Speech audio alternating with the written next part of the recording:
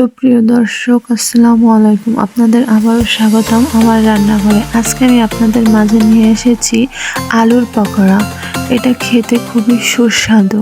বিকালের নাস্তায় আপনারা এটা রাখতে পারেন। এই জন্য আমার লাগবে প্রথমে একটি বল, তার মধ্যে আমি দিয়ে নিয়েছি 3টি আলু।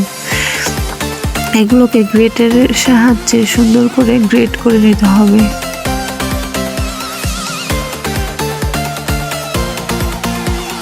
গ্রেট করা হয়ে গেলে আমি আলুগুলোকে সুন্দর করে ধুয়ে নেব।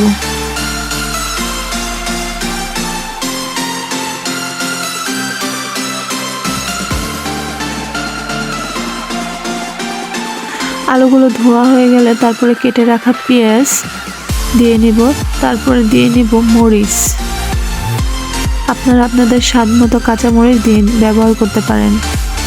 এর পরবর্তীতে দিয়ে নিব বেসন, তারপরে দিয়ে নিব শুকনো মরিচের ফাঁকি, তারপর দিয়ে নিব হলুদের গুঁড়া আর স্বাদ মতো নুন। তারপরে এগুলোকে আবার সুন্দর করে মাখিয়ে নিতে হবে। আপনারা যে কোনো সময় অল্প টাইমের মধ্যে এটা বানিয়ে নিতে পারেন। এই যে আমার মাখানো শেষ।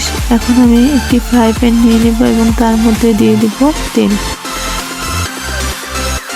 তেল দিয়ে নেওয়ার পর আমি তেলটাকে গরম করে এর মধ্যে এই পুরটা দিয়ে নিব। বড়ার মতো করে আপনারা পুরটা দিবেন।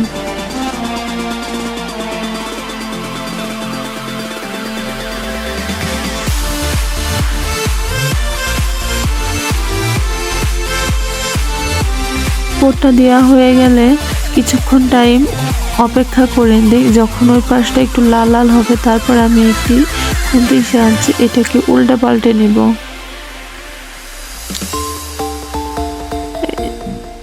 আবার ওই সাইডে হয়ে গেলে আমরা আবার উল্টে নিব।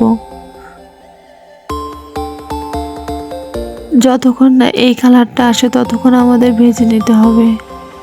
দেখতে পাচ্ছেন কি সুন্দর একটি কালার চলে এসেছে আর কি সুন্দর মুচমুচে দেখা যাচ্ছে।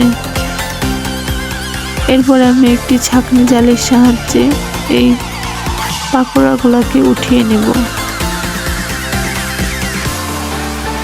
সবগুলো পাকোড়া উঠিয়ে নেব আমি। আমার পাকোড়া বানান শেষ। এটা পাকোড়ার ফাইনাল লুক। আপনারা বিকালের নাস্তা এটা ট্রাই করতে পারেন খুবই সহজে আর ঘরে থাকা উপাদান দিয়ে। এটা খেতে খুবই ইয়াম্মি। আপনারা ট্রাই করে দেখবেন। আজকের মতো আসি। আসসালামু আলাইকুম। আবার কোনো ভিডিওতে দেখা হবে।